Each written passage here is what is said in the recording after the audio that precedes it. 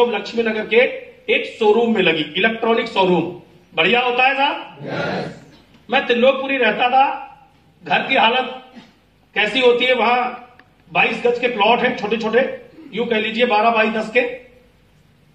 मेरी जॉब पहली बार लगी, मैं इलेक्ट्रॉनिक शोरूम में गया। मेरे घर में कोई टेलीविजन नहीं था।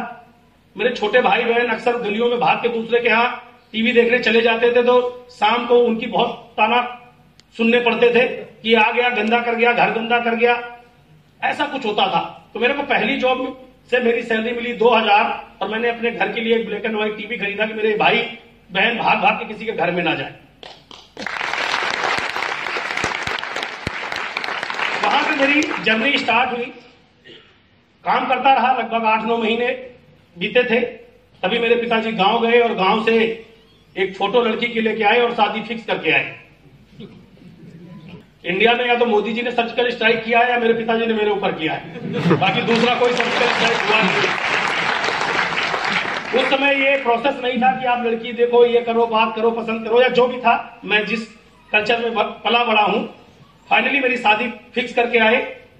एंगेजमेंट हो गई उनके हिसाब से। जब उन्होंने कर ली, पता नहीं कब हुई, मुझे नहीं पता मेरी एंगेजमेंट कब हुई, क्योंकि अंगूठी पंगूठी बदली नहीं गई। सब कुछ उन्होंने देखा, उन्होंने फाइनल किया, सब कुछ मामला सेट। बारात हुई, बारात में मैं गया दूल्हा बन के, लोग डांस किए। आज मेरे एक मित्र बैठे। शादी में ऐसा हुआ कि गए, और शादी के बाद होता क्या, हमारे यहाँ शादी हो जाती है और शादी करा करके लड़के को अकेले बुला लेते हैं, बहू को भेजते ही नहीं है। यूपी बिहार के लोग हैं यहाँ पे कुछ, गौना समझ रहे हैं, शादी करवा दी, गौना कराते नहीं। तो मुझे, जब मैं दिल्ली आ गया तो मेरे कुछ मित्र लोग पूछने लगे भाभी कहाँ है। मैंने कहा मुझे खुद नहीं पता कहाँ है। हाँ, मेरे वाले में ताली बजा रहे हो, जब आपके साथ ऐसी कभी घट जाए। दूसरों की परेशानी में तो सबको मजा आता है। चलिए, खैर हुआ ऐसा ही। फिर मैं दिल्ली आ गया, अपनी जॉब में कंटिन्यू हो गया। धीरे धीरे काम चलता रहा। जॉब में मैं खुश था, मेरी सैलरी 2500 हो गई। घर में मम्मी पापा को मैं 1500 रुपए पापा को दे देता था। 1000 रुपए में मेरा आराम से काम चल जाता था। एक दिन की बात है, मेरे घर में पिताजी चर्चा कर रहे थे अपने किसी बगल अंकल से, फ्रेंड से, कि यार कुछ पैसे उधार दे दो, मुझे बेटे का गौना कराना है, 2 महीने रह गए, मैं आपको धीरे धीरे पैसे दे दूंगा। फाइनली ये बात मैंने जब सुनी तो मुझे याद आया, यार मेरी तो शादी हो गई है और 2 महीने बाद मैं 1 से 2 हो जाऊंगा। सैलरी 2,500 की 2,500 रहेगी। और इस 10 बाई 10 घर में जो हम आते थे, तो मेरे घर में एक टेबल फैन था, वो बटन से जो दबाते थे तो यूं यूं घूमता था, तो उसमें कई बार जमीन में करंट भी आ जाता था। तो रात भर हम भाई बहनों का झगड़ा क्या चलता था कि इसका मुंह मेरी तरफ कर दो, तो सोने के बजाय रात भर पंखे का मुंह इधर उधर।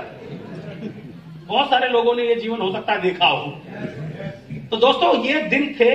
और एक चीज, जब ये बात मैंने सुनी पिताजी को उधार मांगते हुए, तो मुझे समझ में आ गया कि अभी 2 महीने बाद मेरा गौना होगा, 1 से मैं 2 हो जाऊंगा, मेरे खर्चे बढ़ जाएंगे, लेकिन क्या सैलरी बढ़ जाएगी?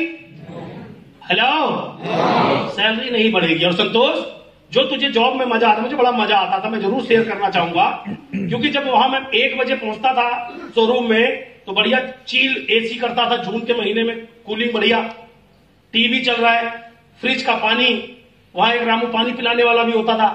मैंने कहा यार संतोष, तेरी किस्मत सुनहरे अक्षरों से लिखी थी भाई, पहली नौकरी इतनी बढ़िया मिली है। लेकिन जब ये दौर आया तो मेरे अंदर एक फियर आया, एक डर आया कि बेटा जिस काम में तुझे बड़ा मजा आ रहा है ना, अगर तू इस ऐशो आराम में नौकरी में रहेगा तो अपने जीवन में तू कभी अपने बेडरूम में एसी नहीं लगा सकता। कुछ मेहनत करनी पड़ेगी, कुछ नया देखना पड़ेगा, तब कुछ कर सकता है। और ये मैं सोच करके मैंने एक दिन जोश में रिजाइन दे दिया और मैंने कहा दूसरी जॉब ढूंढूंगा। और दूसरी जॉब ढूंढने के चक्कर में 1.5 महीना कब निकल गया पता ही नहीं चला। फाइनली मेरे होने का टाइम आ गया, वापस बारात गई, सब कुछ हुआ। अगेन इस बार मेरी वाइफ साथ में आई। इस बार ये नहीं कि अकेला आया, घर आया, गांव आया। मम्मी ने कहा तुम दिल्ली चलो, मैं 10-15 दिन बाद इसे दिल्ली ले आऊंगी और सबसे परिचय करा दूंगी, इंट्रोडक्शन करा के मैं आ जाऊंगी, जिससे ये कंफर्टेबली वहां रह सके। खैर, तो मुझे एक चीज बहुत ज्यादा अखर रही थी कि जब मेरी वाइफ यहां आएगी तो देखेगी जब ये घर के हालात और मेरे सिचुएशन परिवार की, तो क्या सोचेगी। अच्छा, मेरी शादी हो गई तो क्या मेरे फादर इन लॉ ने पूछा नहीं होगा कि लड़का क्या करता है?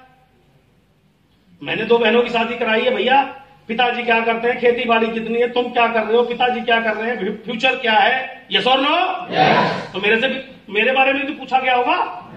तो पिताजी ने तो यूपी बिहार वालों, समझ रहे हो, उन्होंने बोला होगा लड़का तो भाई दिल्ली में, भाई साहब एक कंपनी में कमाल की जॉब में, धूप तो उसे कभी लगती नहीं।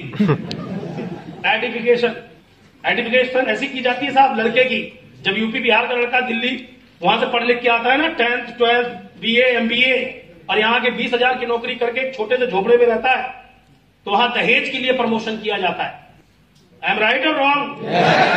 वहां ऐसे प्रमोट करते हैं, पता नहीं दिल्ली में जाकर के उन्होंने अपना बिला अलग बना रखा है, और वहां उनकी स्थिति रहने वाली देख लो और खाने वालों की देख लो, तो पता चल जाए कि भैया ये अकेले जीना मुश्किल है इनका, लेकिन दहेज चाहिए। तो कुछ ना कुछ प्रमोशन किया गया होगा, कुछ तो बोला होगा, मुझे आज भी नहीं पता क्या बोला गया होगा, लेकिन मुझे आज क्या मैं बताना चाह रहा हूं कि मेरी वाइफ जब वहां मेरी मम्मी के साथ ट्रेन में बैठी होगी तो उसने अपने पापा को थैंक यू बोला होगा कि नहीं बोला होगा कि मेरे पापा चलो गांव से निकाल के अब मेरी जिंदगी शहर में बीतेगी। कहां? दिल्ली में। दिल्ली में बड़ी बड़ी सड़कें, बड़ी बड़ी बिल्डिंग, बड़े बड़े घर, ये सपने रहे होंगे ट्रेन में। नई दिल्ली रेलवे स्टेशन पे उतरने के बाद ऑटो में, ऑटो से जब पहुंची त्रिलोकपुरी, 10 बाई 12 के घर में 5 बागड़े मिल रहे उसमें पहले से। ये हकीकत है जीवन की मेरे भाई, झूठ बोलोगे किससे? यहां तक भी ठीक था, आज जब इसको उसने यहां देखे तो सारे मुंगेरी लाल के सपने खत्म। अब थैंक यू पापा नहीं निकला होगा, ये निकला होगा कि मेरे पिताजी ने मेरे साथ ये क्या किया, मेरा जीवन ऐसा नर्क क्यों बना दिया। और असली तो तब बात है जब सुबह मैं जॉब पे भी नहीं जाऊंगा, बेरोजगार, तब क्या होगा।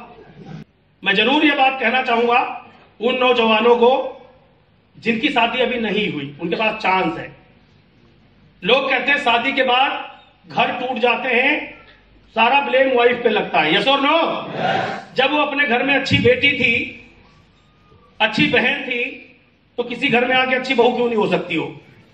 उसको बिगाड़ने में हमारा 100% रोल होता है, क्योंकि हम प्रमोशन ऐसी करते हैं कि मेरे पिताजी की तो मेरे सामने यूं घिग्गी बन जाती है, बहन तो डर के मारे उसकी हालत खराब, भैया भाभी ने तो मेरे जीवन में कुछ किया ही नहीं है। जबकि सच्चाई ये है मेरे भाई कि आज आप जो कुछ भी हो ना, यहां तक भी पहुंचने में कितने लोगों का योगदान है आपके जीवन में, कभी धन्यवाद देना तो सीखा ही नहीं।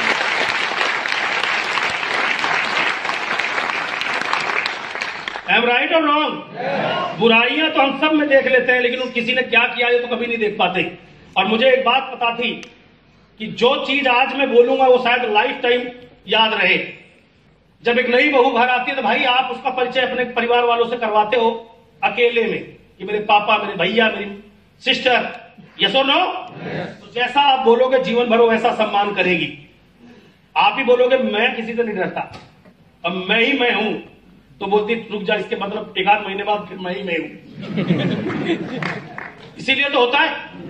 क्लियर हुआ? तो मैंने एक चीज ठानी कि मुझे सुबह घर पे नहीं रहना, कुछ भी हो जाए। सुबह हुई, मैं सीधा एक सुप्रीम कोर्ट के वकील साहब थे जिन पर मैं 2 बार इंटरव्यू देके आ चुका था, अगेन उनके पास पहुंच गया और मैंने उनसे जाके बोला सर जॉब आज से मैं ज्वाइन करूंगा, क्या अभी वो वैकेंसी है आपके असिस्टेंट की? तो बोले हाँ, लेकिन तूने पहले क्यों नहीं शुरू किया, आज से 15-20 दिन पहले? मैंने बोला जी मेरी शादी होने वाली थी, आप छुट्टी नहीं देते, इसलिए मैंने नहीं किया। अब फिलहाल तो ये बात बोल ली थी, मैंने उन्हें ज्वाइन किया। उन्होंने कहा कब से ज्वाइन करोगे? मैंने अभी से, अब कहीं नहीं जा रहा हूं, मुझे जहां बोलो क्या काम है चलो। मैं दिल्ली के supreme court, high court, Patiala court उनके साथ आने जाने लगा। मेरा काम था उनके क्लाइंट से मिलना, फाइल लाना। ये काम मैंने उनके साथ 1 महीने 6 दिन किया। लेकिन जब 3, 4, 5 दिन बीते तो मैंने, हर आदमी की एक जिज्ञासा होती है, वो पूछता है कि सैलरी कितनी मिलेगी, यस और नो? तो मैंने वकील साहब से पूछना शुरू किया, सर सैलरी बता दीजिए। उन्होंने मेरे को बोला संतोष कोई दिक्कत है मेरे साथ? मेरी गाड़ी में जाते हो, मेरी गाड़ी से आते हो, कहीं जाते हो मैं किराया भाड़ा देता हूं, लंच भी मेरी तरफ से कर लेते हो, कोई प्रॉब्लम है आपको? मैंने कहा नहीं सर, लेकिन फिर भी सैलरी तो बता दो सर। 2 दिन 3 दिन मैंने पूछा तो फाइनली उन्होंने बोला, वहां से जॉब मैंने कितने की छोड़ी थी? कितनी? वकील साहब ने बोला तुम्हारी सैलरी है 1400 रुपए। मैं कुछ नहीं बोल पाया, फाइनली क्या कह सकता था, मैंने कंटिन्यू रखा। 1 महीने बीते, 1400 रुपए सैलरी मिली। 2-3 दिन के बीच की घटना है, एक दिन मेरी वाइफ शाम को, मैं गया क्योंकि नया नया शादीशुदा था, अनुभव नहीं था मुझे पति बनने का। मेरी वाइफ ने मेरे से बोला, एक चीज बताओ, तुमने पापा को पैसे क्यों नहीं दिए? मेरे मन में आया, यार मैंने इसको नहीं बताया, इसको किसने बताया कि मैं पापा को पैसे भी देता हूं? मैंने कहा क्यों, ऐसा क्यों बोल रहे हो? तो बोले नहीं नहीं, आप बताओ, आपने पापा को पैसे 1500 रुपए जो देते थे अब क्यों नहीं दिए? तो मैंने कहा तुझे कैसे पता कि मैं 1500 रुपए पापा को देता हूं? बोले वो मुझे कैसे पता, इससे मतलब नहीं, ये बताओ दिए क्यों नहीं? अब मैं बेमतलब में उलझ गया। मैं सोचने लगा कैसे, तुझे बताया आज अंकल आए थे, घर तो छोटा सा है, वहां कोई भी बात हो तो सब पता ही चलता है सबको। वो कह रहे थे मेरा बेटा शादी होने से पहले बिल्कुल श्रवण कुमार था, और जब से शादी हुई तब से ब्लेम किस पे लगा? किस पे लगा? उसका कोई कसूर था? नो, कसूर जो भी था मेरा था। मैंने जैसे तैसे समझाने की कोशिश करी, बट भाई उस दिन मुझे समझ में आया कि सही चीज भी बोलने में ना कई बार बहुत जोर लगता है, आप समझा नहीं सकते। अब मुझे 1500-1400 रुपए सैलरी मिली थी, मैंने किसी को नहीं दिए। उसने बोला पापा को नहीं दिए तो मुझे भी नहीं दिए, तो किसको दिए? अब आदमी खाम का धर्म संकट में फंसा घूम रहा है, और इसीलिए बहुत सारे लोग शादी से परेशान होते, बोलते भाई शादी मत करना।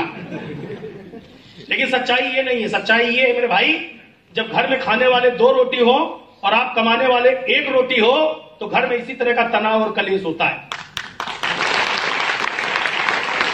आई एम राइट और रॉन्ग?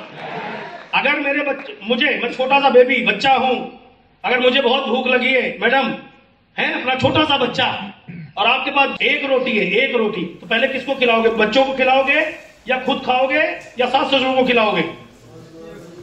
किसको खिलाओगे? पहले बच्चों को खिलाओगे। एक माँ अपने बच्चे पर ध्यान देती है। मेरी माँ ने मेरे साथ यही तो किया होगा, आपकी माँ ने भी यही किया होगा, यस और नो? अब मेरी वाइफ के पास 1 रोटी है और उसका बच्चा भूखा है, मेरा बच्चा भूखा है। अगर भूख लगी है मुझे भी, मेरे पापा मम्मी को भी और बच्चे को भी, मेरी वाइफ रोटी किसको खिलाएगी? किसको खिलाएगी? जब वो बच्चे को खिलाएगी तो जमाने वाले और लोग क्या कहेंगे?